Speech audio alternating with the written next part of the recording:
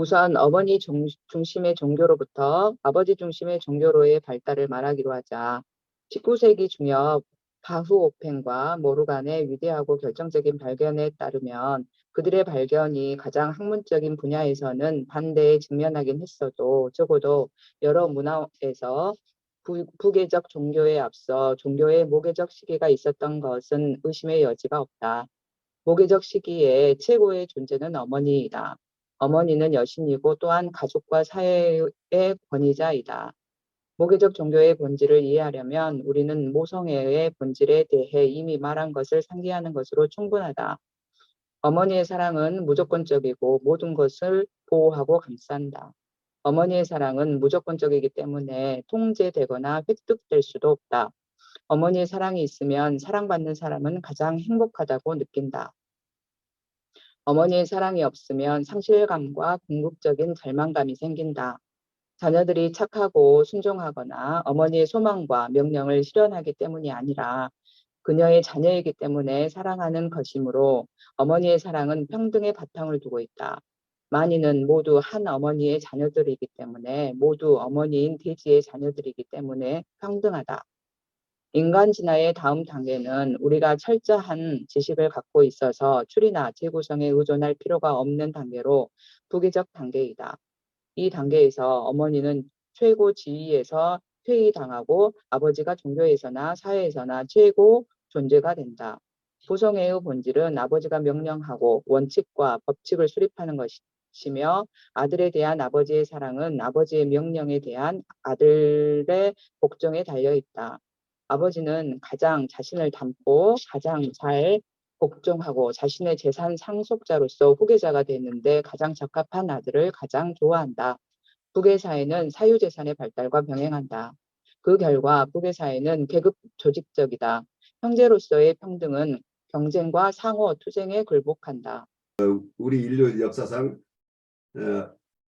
종교가 발달하면서 초기에는 모계적인 종교가 있었고 그 뒤에 부계적인 종교로 발달되어 왔다고 하는 게 에릭 프롬의 주장이에요.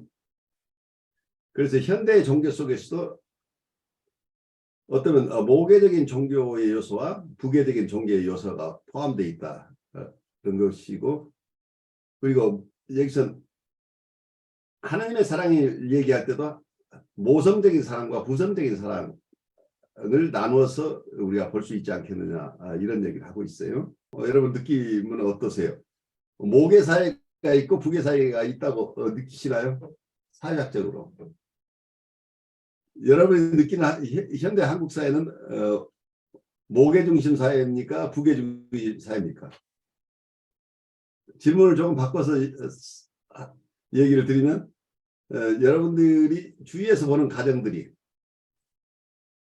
그 가정에서 실질적인 질서 유지자, 실질적인 권한을 가지고 있는 분이 어느 분인가요? 어머니인가요? 아버지인가요? 저희 집을 예로 들면 친정에서는 실질적인 권한을 가지고 있는 사람은 저희 엄마였거든요. 친정엄마. 아버지는 되게 좀 유순하신 편이었고 별로 평상시에 말이 없으셨고, 엄마는 되게 생활력이 강하고 억척스럽고 뭐가 마음에 안 들면 아버지한테 항상 뭐라고 하시고 막 이래가지고 그랬었는데, 시집을 가보니까 시댁에서는 되게 저희 시아버지가 이제 교사하셨거든요. 초등교사하셨는데 힘이 굉장히 세시더라고요. 그래서 제가 경험하지 못했던 그런 신세계를 겪긴 했는데, 그럼에도 불구하고 이제 이렇게 다른 지역에서 이제 주말 부부를 많이 하시니까 집에 많이 안 계셨고, 그리고 뭐지, 그래서 실질적으로 가정은 시어머니 위주로 돌아갔던 것 같아요. 그래서 네, 겉으로 보면 이렇게 북의 사회, 전통적으로는 북의 사회라고 볼 수 있지만 가정이 돌아가는 걸 보면 요즘은 많이 모계 사회로 가지 않았나. 그리고 이제 저도 이제 가정을 이루고 살아가는데 저희 남편이 뭐 이제 사업을 하고 돈을 벌고 이제 생계를 생활비를 주기는 하지만 큰 일을 아이들하고 뭔가 뭐 일을 해결할 때는 주로 제가 아이들하고 이야기를 해서 결정을 하거나 뭐 이렇게 돌아가기 때문에 겉의 모습은 부계 사이지만 내용으로 보면 모계 사이가 아닐까 이렇게 생각합니다. 그래요. 우리 선생님 체험 속에서는 어때요? 저 잠시 이제 그 모계 사회와 부계 사회를 어떻게 나눌까 잠시 생각을 좀 했었는데요. 예. 그러니까 가정 내에서 권력, 누구 말이 더 절대적인가? 이제 이렇게 생각을 해보면 저 같은 경우는 이제 저희 가정 환경이 좀 특수해서 그런가 그때그때 다르더라. 그리고 이제 제가 주변 친구들이나 이제 아는 분들 보면 이제 대체적으로 이제 아버지의 그 권한과 어떻게 보면 아버지의 행패와 이런 것들이 막강하고 나머지는 다 거기에 복종할 수밖에 없으니까 이렇게 보면 부계 사회적인데 또 젊은 분들 보면은 부계도 아니고 모계도 아니고 뭘까 하는 예, 두 개가 섞여 있나 이런 생각도 좀 들고요. 그리고 좀 더 사전적으로 부계라는 것을 어떤 가부장적 권력을 누가 쥐고 있느냐라고 봤을 때 그 권력을 아버지가 쥐고 있으면 부계 사회고 그 가부장적 권력이 아니고 가모장적 권력이라고 보면 모계 사회고 근데 그렇게 놓고 보자면 현대 우리 사회는 그냥 다 섞여 있는 게 아닌가 싶기도 한데 잠깐 마지막에 떠올랐던 게 그 티베트 어디에 그 부인 한 명에 남편 여러 명인 물론 그 남편이 대부분 이제 형제들로 이루어진 그 히말라야 계곡 그 어떤 소수 부족들 간의 어떤 특수한 상황 그 상황에서를 그 텔레비전에서는 이제 아직도 남아있는 모계 사회라고 소개를 했었는데 그렇다면 그 부족에서는 부인이 하나고 남편이 여럿인데 실질적으로 집안 내에서 어떤 건 모든 걸 총괄하고 통제하고 할 수 있는 사람은 그 형제들 중에 보통은 제일 큰형 아니면 그 위에 아버지가 살아계셨다면 그 결혼한 가정에 상관없이 연장자 아버지 혹은 어머니 그 다음에 큰아들 둘째 아들 이런 식으로 넘어가는 것 같았었거든요. 여튼 모계 사회, 부계 사회를 나누는 기준은 그 히말라야 부족을 봤을 때는 티베트 부족을 봤을 때는 어떤 절대적인 권력과 위력을 행사하는 그런 측면에서 이루어지는 것이 아니고 생활을 할 때 누가 없으면 가장 결정적인 치명타인가 이걸로 봤을 때 가장 중요한 역할을 하는 사람을 얘기를 한다면 예, 그러니까 그렇게 남편이 여럿이고 부인이 하나면 남편 중에 하나 없어져도 되고 둘 없어져도 되지만 부인은 없어지면 뭔가 심각한 균열이 일어날 것 같다라는 생각을 하니까 역시 가장 교수님 말씀대로 그 가정에서 가장 중요한 역할, 즉 그 구성원이 빠지게 된다면 그 집단에 어떤 피해의 규모가 가해질까? 이걸 생각했을 때 생각을 한다면 그럼 현재 한국 사회에서 누가 빠질 때 가장 피해가 클까라고 생각을 해보니까 아무래도 자본주의 사회다 보니까 돈 잘 버는 사람이 일단 가장 큰 그 역할을 하게 되지 않을까 네, 돈 잘 이런 버는 생각을 사람일까요? 아니면 돈을 관리하는 사람일까요? 관리를 또 따로 나누어야겠군요. 어렵네요. 여러분들이 저 명패는 옛날에는 남성 이름으로 다 명패를 붙였는데 요즘은 한국도 보니까 남성, 여성 같이 붙이는 경향들이 있어 보이는데 오랫동안 가부장적인 사회에서 남성 이름을 문표로 사용해 줬을 뿐이지 실질적인 권력 관계에 큰 변화가 있었을지 아닌지는 잘 모르겠어요. 그러니까 외면사는 남성 지배 사회였는데 실제로 남성들이 그런 중요한 역할을 해왔는지 하는 부분에서는 의문이 있어요. 그래서 에릭 프롬이 모계적인 사회, 부계적인 사회 나누는데 그거 자체도 너무 단순한 입장이 아닌가 하는 생각을 저는 좀 하게 돼요. 현대 사회에서도 모계적인 어떤 그런 모습을 보이는 사회가 굉장히 많은 것으로 보여요. 한국 사회는 여러분들이 더 잘 아시겠지만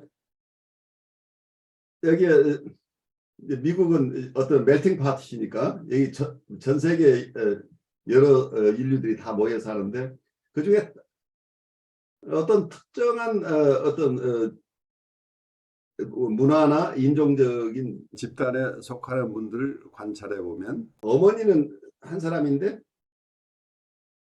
이복 형제들이 굉장히 많아요. 그러니까 남성들이 그러니까 결혼하고 살기도 하고 결혼하기 전에도 살기도 하는데 아이들은 결국은 전부 엄마하고 관계를 맺고 있는 거지 아버지는 그게 중요한 역할이 아닌 것으로 보여요. 그래서 결혼을 여러 번 하다 보니까 결국은 아이들하고 관계에서 지속적인 부모하고 자녀 간의 관계가 유지되는 것은 어머니 중심이 아닌가 하는 생각도 들어요. 한국에서도 왕조가 처음 탄생할 때는 굉장히 막강한 권력을 남성들이 쥐고 있는 것으로 이렇게 역사를 창조해 나가는 것 같은데 왕조가 어느 정도 안정이 된 이후에는 외척이 바로한다고 그러죠. 외척이 바로한다는 얘기는 무슨 얘기예요? 결국은 왕비들의 권한이 막강해진다는 얘기죠. 나중에는 왕실에서도 왕은 허수아비고 외척이 득세하는 이런 상황을 가다가 나중엔 그 왕조가 멸망하는 이런 과정들을 역사 속에 많이 봤던 것 같아요. 그래서 어떤 왕조가 멸망하는 과정 속에서 꼭 드러나는 게 어떤 외척의 바로다. 뭐 이제 이런 얘기가 나왔던 것은 실질적인 어떤 중요한 역할들은 겉으로는 남성들이 크게 작용하는 것 같지만 남성들이 큰 힘을 발휘하고 중요한 역할을 하는 것 같지만 사실은 구체적인 케이스에서는 여성들 중심으로 사회들이 많이 움직여지고 있는 것이 아닌가. 그리고 현재 사회도 이게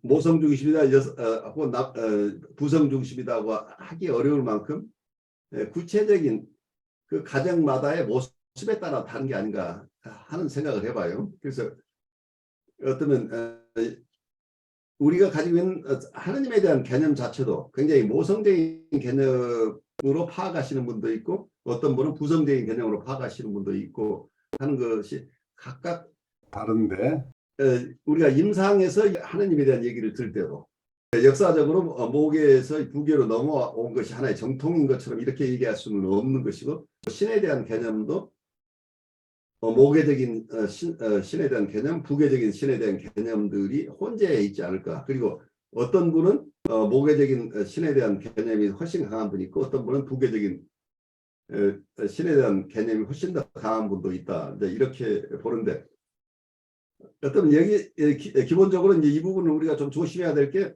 신에 대한 개념이라고 하거나 신에 대한 표상은 그건 실제 살아계신 종교에서 얘기하는 신하고 좀 다르다고 볼 수 있는 부분이에요. 종교인들이 얘기하는 하느님이나 하나님의 개념은 살아계신 하느님이죠. 그런데 우리가 임상에서 만나서 하느님이나 하나님 이렇게 말씀하시는 분들의 얘기 속에는 많은 경우에 그 하나님은 실제 살아계신 하느님의 얘기가 아니고 표상으로서의 하느님을 얘기하고 있는 경우가 많아요. 그러니까 하느님의 표상은 사람마다 각각 다르다는 얘기예요. 그리고 이 표상이 하느님이 아니고 살아계신 하느님을 만나기 위한 어떤 도구 역할을 할 수는 있는데 우리가 가진 표상 자체는 하느님 살아계신 하느님이 아니기 때문에 이 표상 자체는 개개인에 따라 다르다는 얘기예요. 어떤 면에서 모성적인 사랑을 추구하는 분에게서는 하느님의 모습도 모성적인 하느님의 모습을 질 것이고, 부성적인 사랑을 추구하시는 분에게서는 하느님의 모습이 부성적인 어떤 하느님으로 더 비칠 가능성이 있는데, 하느님은 그 어느 것도 아니고 살아계신 하느님은 신비의 대상이기 때문에 우리가 알 수 없는 대상이다. 이렇게 이해를 하면은 우리가 영성과 어떤 심리 이론이나 혹은 정신분석에서 우리가 얘기를 할 때 어떤 같은 하나님이나 하느님 혹은 신이라고 얘기할 때 서로 다른 개념으로 사용하고 있다는 것을 우리가 이해하는 게 중요해요. 그래서 우리가 여기서 논의하고 있는 대부분의 경우는 신의 표상에 대한 얘기를 하고 있다고 이해를 하시면 좋겠어요. God representation 혹은 하느님에 대한 개념, 아이디어 뭐 이런 것들은 천차만별일 수 있다는 거예요. 그 살아계신 하느님의 한 분이라고 할지라도 하느님을 만나고자 하는 많은 사람들은 각각 다른 표상을 통해서 만나고 있을 가능성이 있다.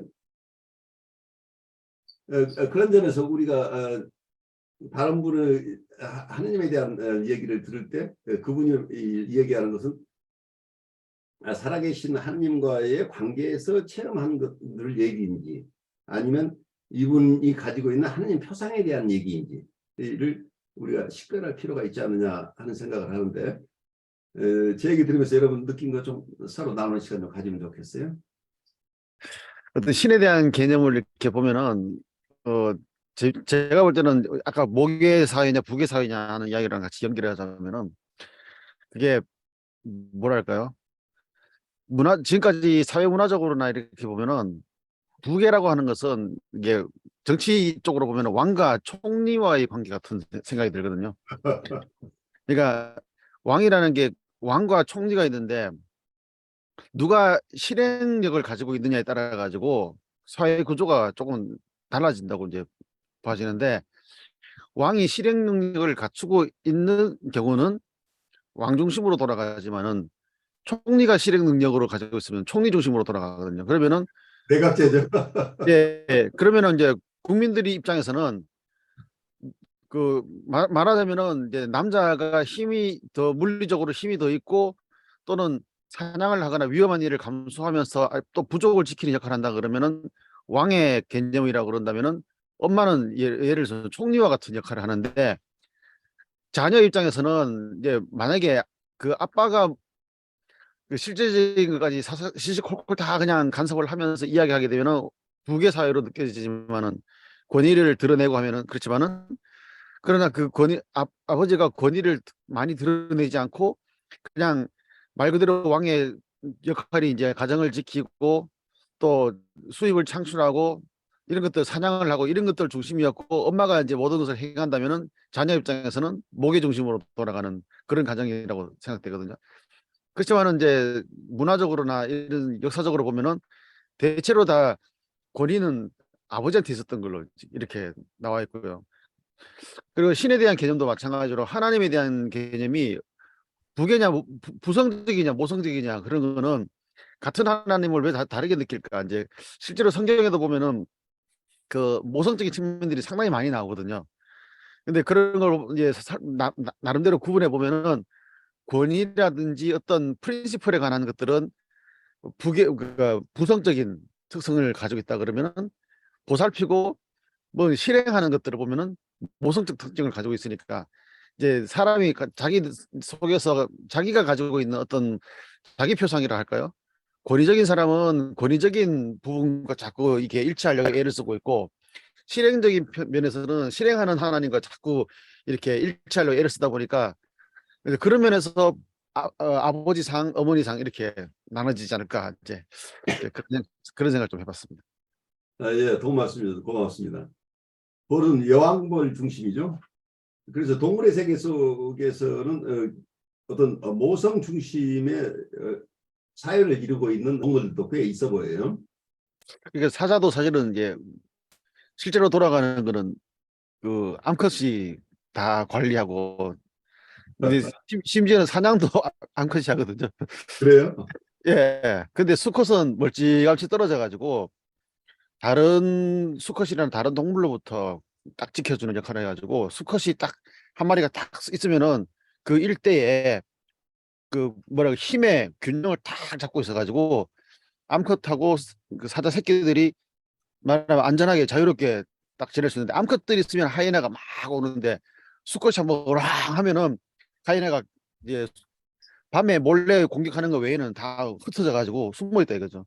이제 그런 거 보면은 그 모계 사회 중심인데 개미 사회에서도 병정개미라는 아주 집단이 특화되어 있는 거죠. 그러니까 어떤 면에서는 굳은 일은 그 수사자하고 실제 권력 행사는 암사자가 하고 있는 셈이 되는 거죠. 그렇게 되면. 인도 문화, 이집트 문화, 그리스 문화, 유대적 기독교 또는 이슬람교를 생각해 보면 우리는 남성적 신들이 있고 그 중에서 으뜸가는 신이 지배하거나 모든 신이 일자, 곧 하느님을 제외하고는 제거되어 버린 북의 사회 한가운데 놓이게 된다. 그러나 인간의 마음에서 어머니의 사랑에 대한 소망을 지워버릴 수는 없기 때문에 자애로운 어머니의 상이 신전에서 전적으로 추방되지 않았던 것이 놀라운 일은 아니다. 유대교에서 신의 모성적 측면은 특히 신비주의의 여러 가지 흐름 속에 재도입된다. 가톨릭에서 어머니는 교회에 의해 그리고 성처녀에 의해 상징된다. 심지어 신교에서도 어머니의 모습은 비록 그녀가 숨겨져 있기는 하지만 전적으로 지워지지는 않는다. 마르틴 루터는 인간이 하는 어떠한 일도 신의 사랑을 획득할 수는 없다는 것을 그의 중요한 원리로 확립했다. 신의 사랑은 은총이고 종교적 태도는 이 은총을 믿고 자신을 연약하고 무력한 자로 만드는 것이다. 아무리 좋은 일이라도 신을 움직이지는 못하며 또한 가톨릭 교리가 주장하는 바와 같이 신이 우리를 사랑하게 만들지도 못한다. 우리는 여기서 좋은 일에 대한 가톨릭의 교리는 부계적 양상의 일부임을 알 수 있다. 나는 복종하고 아버지의 명령을 수행함으로써 아버지의 사랑을 획득할 수 있다. 한편 루터의 교리는 가장 현저한 부계적 성격을 드러내면서도 그 안에 숨겨진 무계적 요소를 포함하고 있다. 어머니의 사랑은 획득될 수 없고 어머니의 사랑은 여기에 있거나 여기에 있지 않을 뿐이다. 내가 할 수 있는 일은 내 모친의 젖을 먹을 때에 의지하게 하셨나이다 라는 시편의 시인이 말한 바와 같이 오직 믿고 나 자신을 의지할 데 없고 무력한 어린아이로 바꿔놓는 것이다. 그러나 어머니의 모습을 가장 명백한 상으로 제거하고 아버지의 모습으로 대체한 것은 루터 신앙의 특이성이다. 따라서 어머니의 사랑을 받고 있다는 확실성 대신에 아버지의 무조건적 사랑을 희구하는 것과 어긋나길 바라는 강렬한 회의가 여기서는 최대 특색이 되었다. 신에 대한 사랑의 성격은 종교의 모계적 및 부계적 측면의 상대적 중요성에 달려 있다는 것을 보이기 위해 나는 종교의 모계적 요소와 부계적 요소의 차이를 검토하지 않을 수 없었다. 부계적 측면은 나에게 신을 아버지처럼 사랑하게 한다. 나는 아버지를 올바르고 엄격하다고 생각한다. 곧 아버지는 벌을 주고 상을 주며 마침내 나를 그의 가장 사랑하는 아들로 선택할 것이다. 하느님이 이스라엘의 아브라함을 선택한 것처럼 이삭이 야곱을 선택한 것처럼 하느님이 사랑하는 민족을 선택한 것처럼 종교의 모계적 측면에서는 나는 신을 가장 자애로운 어머니로서 사랑한다. 나는 어머니의 사랑을 믿고 있고 내가 아무리 가난하고 무력하더라도 내가 아무리 죄를 짓더라도 어머니는 나를 사랑할 것이고 어머니의 다른 자녀들을 나보다 더 사랑하지는 않을 것이며 나에게 무슨 일이 일어나든 어머니는 나를 구해주고 구제하고 용서하리라고 믿는다. 말할 것도 없이 신에 대한 나의 사랑과 나에 대한 신의 사랑은 분리될 수 없다. 만일 신이 아버지라면 신은 나를 아들처럼 사랑하고 나는 신을 아버지처럼 사랑한다. 만일 신이 어머니라면 어머니와 나의 사랑은 이러한 사실에 의해 결정된다. 그러나 신에 대한 사랑의 모성적 및 부성적 측면의 이러한 차이점은 이 사랑의 본성을 결정하는 요인 가운데 하나에 지나지 않는다. 다른 요인은 개인이 도달한 성숙의 정도로서 그의 신 개념과 신에 대한 사랑에서 찾아볼 수 있다. 여기에 우리 수녀님이나 목사님들은 익히 알고 계시겠지만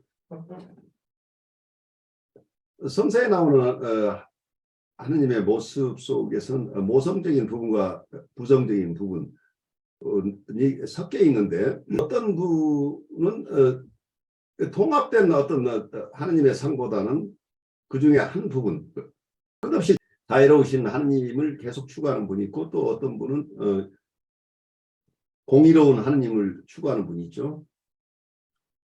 그래서 이 두 이미지들이 어쩌면 하느님은 그 두 가지를 다 가지신 통합된 멜라니 클라인의 개념을 빌린다면 전체 대상인데 우리는 많은 경우에 부분 대상으로서의 하느님, 하느님은 공의롭기도 하고 자애롭기도 하신 분인데 어떤 분은 자애롭기만 한 하느님을 이상화하고 또 어떤 분은 공의로운 하느님만을 이상화하고 이런 현상이 일어나지 않느냐. 그렇다고 한다면 우리가 표상으로 갖고 있는 하느님들은 부분 대상 역할을 하고 있는 게 아닌가. 전체 대상이라 하느님이라는 우리가 알 수 없는 그 신비체 전체를 우리가 만나는 것보다는 우리는 하느님의 한 부분만을 추구하고 만나려고 애쓰고 있는 게 아닌가 하는 생각을 조금 해봐요. 아무래도 신에 대한 개념, 하나님에 대한 개념이 그런 부분 대상으로 만나는 게 많다고 생각되는 게가요. 뭐 종교 지도자도 마찬가지고 목회자도 마찬가지고 어떻게 보면은 자기 어떤 심리 내적인 문제를 투사하는 대상으로도 그 종교적인 특성을 가지고 있거든요. 그래서 보면은 지도력이라는 거에 리더십도 보면은 여기서 말하는 대로 부성적 리더십이 있고 모성적 리더십으로 두 개로 나눠본다면은 본인이 가지고 있는 어떤 인격이나 성격의 특성에 따라 가지고 한쪽으로 치우치는 이제 경향이 있는 거죠. 근데 왜 그런가 해보면 또 그 어릴 때의 경험이라든지 뭔가 또 이슈가 있어요, 또 그게. 그래요. 예. 그래서 그런 것 때문에 그렇게 되는데 그 이단 종파로 하나 되어 있는 어떤 하나 그 기독교에서 이단으로 되어 있는 종파 중에 하나가 그 어머니 하나님을 섬기는 데가 있어요. 하나님을 어머니라고 부르는. 그래서 거기에 한국에서도 좀 이렇게 사람들이 많이 따르다가 이제 미국까지 건너와가지고 펜실베니아에 본부가 있거든요, 또 미국에. 그래서 거기에 이제 제가 여기 미국에서 신학교에서 비교 종교학을 공부할 때 한 팀이 가서 거기 가가지고 어머니 하나님을 섬기는 데는 어머니 하나님으로 섬기는 그 종파는 특성이 어떠한가 조사라고 이제 스파이처럼 갔다 온 거예요. 그래가지고 딱 가서 봤는데 거기 있는 이야기는 뭐냐면 그동안 뭐랄까요, 가족 관계라든지 사회 문화적으로 북의 사회에 대한 억눌림이 있었던 사람들이 어머니에 대한 그리움으로 어머니 하나님을 말하는 데를 찾아간 겁니다. 그래 처음에는 어머니서 따뜻하니까 막 너무 좋았는데 실제로 거기서 집회하는 거라든지 모임을 딱 들어갔더니 군대보다 더 심하더라 그러네요. 그러니까 그 부분에서 제가 느끼는 거 뭐냐면 남성성 여성성을 이분하는 것 자체가 사실은 그 온전한 게 아니란 말이에요. 그러니까. 여성성으로 처음에 보이는데 여성들 속에 있는 남성성이라는 것도 무시할 수 없기 때문에 한 인격 안에 남성성과 여성성인데 이걸 우리가 너무 이걸 분리해서 이것도 분열시켜서 어느 한쪽만을 보고 있는데 사실은 여성들 속에 굉장한 남성성들을 가진 분들이 많죠. 그래서 어머니를 사랑한다. 그 어머니가 남성적인 어머니의 사랑을 받는 사람도 있고 여성적인 어머니로 대하는 사람도 있고 그리고 아버지하고 관계에서도 아버지가 굉장히 정말 가부장적인 기능을 하는 분도 있고 아니면 가장 자애로운 모성적인 아버지 기능을 하는 분도 있어요. 그래서 현실 속의 어머니 아버지하고 우리가 얘기할 때 모성적이다 부성적이다고 하는 것은 전혀 다른 것으로 보여요. 그래서 우리 인격 안에 모성성과 부성성을 혹은 남성성과 여성성을 다 함께 가지고 있다고 하는 통합적인 견해를 필요하지 않을까 싶어요. 그러니까 아까 지금 강 목사님이 말씀하신 그 상황에서도 그 어머니 모습으로 드러나는데 그 사회 속에 들어가니까 강한 어머니 또 가혹한 어머니를 만날 이런 그 어머니는 다른 사람들이 볼 때는 남성적인 남성성이 그 속에서 질서를 규율하고 있는 거죠. 그래서 우리가 착각하고 있는 부분이 너무 이것을 남성성 여성성을 실제 사람인 여성은 여성성을 가지고 있고 남성은 남성성을 가지고 있다고 하는 이런 이런 개념 때문에 오히려 더 혼란스러운 경험을 하지 않나 싶어요. 우리 강목사님, 제가 말을 끊어서 미안한데 계속하시죠. 그러니까 그게 어떻게 보면은 그 사회 문화적으로 가지고 있는 그 이미지에 대한 투사로서 부계 사회, 모계 사회가 되는 느낌이 더 들고요. 그 신에 대한 개념도 마찬가지로 특히 이제 성경에 보면은 거의 남성 위주의 그 문화를 반영하고 있는 걸 많이 보거든요. 그럼 성경을 읽을 때 조심해서 읽어야 되는 게 그 당시의 문화를 반영해 가지고 예를 들어서 그 사도 바울이 쓴 글 중에 보면은 구원받는 자들이라는 말이 나오는데 그게 킹 제임스 버전이란 NIV 이 성경에서는 그 구원받는 자들을 구원받는 남자들로 표현되어 있어요. 그래서 남성으로 표시하죠. 좋은 거는 남자가 차지하는 그런 문화였다는 거죠. 힘들고 어려운 거는 여자 몫이다. 그러니까 그만큼 사회 구조 자체가 편향되어 있기 때문에 그러면 구원받는 자의 모델은 뭐냐면은 그 당시로 말하면 남자가 되어 있는 그런 상황이거든요. 그러면은 모성적인 것은 그냥 숨어 있거나 순종하거나 조용히 있거나 그냥 따라가거나 이런 것으로 이미지가 만들어져 있고 부성적인 거는 다 끌고 가고 좋은 길로 인도하고 이렇게 돼 있으니까 사실은 그 좋은 길이라는 것은 그 원래는 구약에서 보면 젖과 꿀이 흐르는 땅이 좋은 길로 인도하는 건데 그건 다분히 모성적인 거거든요.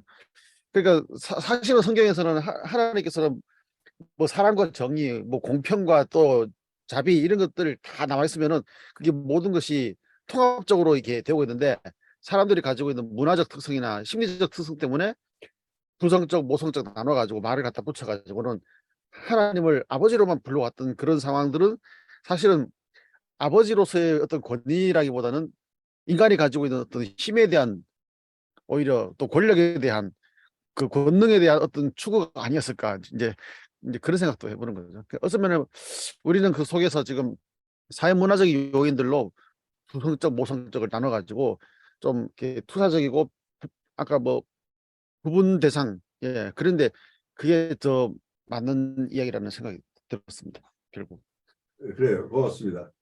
예, 제가 말씀드리면 뭐 무성적이다, 부성적이다, 모성적이다 구분하는 게 사실은 동전의 양면 같다라는 생각 들고 하나님의 속성을 얘기한다 보면은 자비와 정의가 또 동변의 양면처럼 하나에 든 그런 모습이기 때문에 뭐 이렇게 딱 어느 측면으로 뭐 사회적으로 비춰지는 신의 모습도 있겠지만 내가 어떻게 하느님을 만나는가?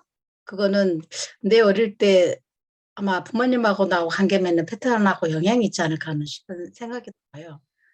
그래서 근데 어떻게 보면은 그냥 저는 개인적으로 구약의 하느님을 생각해 본다면 오히려 더 힘의 논리가 더 좌우되는 힘이 있는 그런 모습으로 드러나는 그 부성적인 그런 모습이 더 많다라고 생각이 들고 그리고 신약에서 이렇게 본다면 하나님의 보이는 모습으로 나오신 분이 예수님이시기 때문에 그 속성을 본다면 더 모성적인 하느님의 모습으로 더 비춰지는 게 아닌가 싶은 생각이 들어요. 저는 이제 그 신의 모습을 본다라면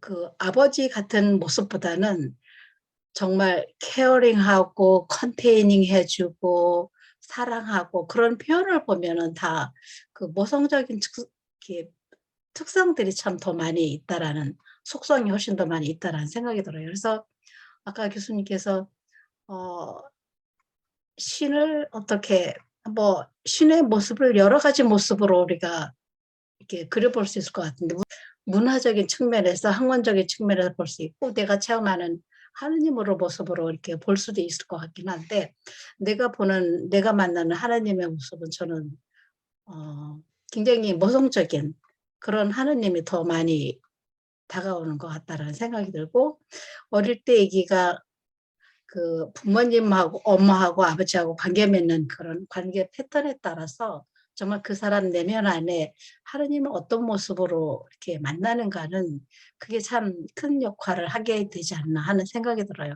근데 아까 그 포인트가 내가 이제 하느님 그거는 굉장히 개인적인 질문이라는 생각이 들고 신앙의 문제로 이렇게 들어가 본다라면은 그 사람의 신앙의 깊이를 뭐로 측정해 볼 수 있는 건 어떤 야드스틱은 없는 거잖아요. 측정은.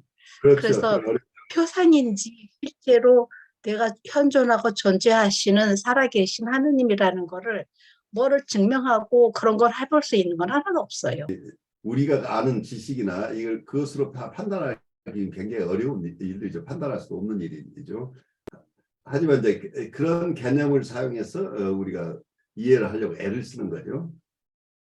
근데 교수님 한편으로 저기 일반적인 그 신관념이라고 하면 그 헬레니즘에서 나온 그 그리스 로마에서 나오는 그리스 신들의 이제 이야기들을 보면 그게 상당히 어떻게 보면 인간 문명적이고 문화적인 내용 담고 있잖아요. 그렇죠. 그런데 보면은 권력이나 힘은 전부 남성신이고 여성신에 대한 개념이 어떤가 이렇게 보면은 질투의 화신들이고 그냥 외모를 가꾸는 허영심 많은 그런 신들로 묘사되어 있거든요. 그리고 어쩌면 보면은 지금 어떤 분이 그러더라고요. 그 헬레니즘과 어떤 성경적인 이 철학의 관념들이 서로 이렇게 왔다 갔다 하는 이런 상황들이 있었다고 보면은 현세는 지금 우리가 살고 있는 시대에는 거의 헬레니즘적인 문화가 지배적이다 이렇게 보는데 결국은 그렇게 되면은 아무리 모성적인 것을 갖다가 나타내려고 해도 기본적으로 깔려 있는 게 뭐냐면은 그 남성 우월적인 그런 것들이 실제로 미국도 보면은 상당히 남성 우월적이거든요. 실제로 여자들에게 뭐 일자리 주고 이런 평등을 위해서 애를 쓰고 있지만은 실제적으로 보면은 한국도 그렇고 미국도 그렇고 남성 위주의 어떤 권위라든지 그런 것들이 되는 걸 이제 보면은 이제 그런 것들을 통해서 또 헬레니즘에 있는 그런 그리스 신화에 나오는 신에 대한 개념들을 보면은 결국은 그거는 신에 대한 올바른 개념이 아니라 인간이 가지고 있는 어떤 문화 또는 뭐 문명의 결과가 아니냐, 예, 뭐 이렇게도 볼 수 있는 것 같습니다. 그래요. 아마 어디에서 에릭 프롬이 그 얘기를 하고 있을 거예요. 이태리의 도시들을 발굴해 보면 그리스 문화, 그리스 로마 문화 그 이전에 또 문명들이 있었다. 그 문명들은 모계 사회의 문명이다. 이제 이런 얘기를 조금 하고 있어요. 그래서 인류가 발달해 오는 과정 속에서 그런 과정을 거쳤다는 사회학적, 인류학적인 고증을 들고 있는데 그건 뭐 저희가 잘 알 수 없는 부분이긴 해요. 근데 에릭 프롬의 입장에서는 모성적인 신상으로부터 부성적인 신의 어떤 개념으로 발달해 왔다. 이제 이런 얘기를 지금 하고 있는 거죠. 방대하고 깊은 주제라서 또 제가 뭐 신에 대해서 생각은 많이 하지만 실질적으로 어떤 그런 것을 나누어 본 경험은 별로 없다 보니 어떻게 말해야 될지는 잘 모르겠는데 저는 좀 적어봤어요. 신의 얘기 들으면서 다른 분들 얘기 들으면서 나름 요약을 하면서 적었는데 신이란 사실 알 수 없는 존재잖아요. 신비 그 자체잖아요. 저도 그렇고 다른 사람도 이렇게 보면은 자기 내적 경험에 밖에 의존할 수 없는 거잖아요. 자기가 신을 경험한 천 지극히 개인적인 것이잖아요. 집단적으로 하는 것도 있겠지만 그건 뭐 그렇고 바깥으로 솟아드는 신은 문명 발달이나 인간의식의 진화 정도에 따라서 그 집단 모식 속에 신적 표상이 정해지고 그것이 외부에 투사되어서 그 신적인 어떤 존재가 정해지는 거라고 이렇게 다 문헌에 그렇게 나와 있더라고요. 그래서 제 생각은 사람들의 의식 진화 정도에 따라서 신적 표상이나 체험도 다 변해가는 것 같다는 생각을 많이 했어요. 지금 우리가 생각하는 신은 원시시대 사람들이 생각하는 신하고는 정말 다르겠구나. 뭐 그런 생각 해보고 근데 요즘 사람들은 신에 대한 어떤 개념들이 좀 많이 파편화되어 있긴 하지만 일률적이진 않은 것 같아요. 굉장히 다양한 종교가 있고 굉장히 다양한 신적 체험과 표상이 있는데 그럼에도 불구하고 예전에 이렇게 종교 생활을 하면서 신을 찾는 사람들에 비하면은 신에 대한 어떤 개념이 상당히 고도화되어져 있고 그리고 경험도 더 세련되어져 있고 더 정교해져 있고 더 진화되어 있는 것 같구나 이런 생각을 좀 했어요. 잘 나눠주셨어요. 네.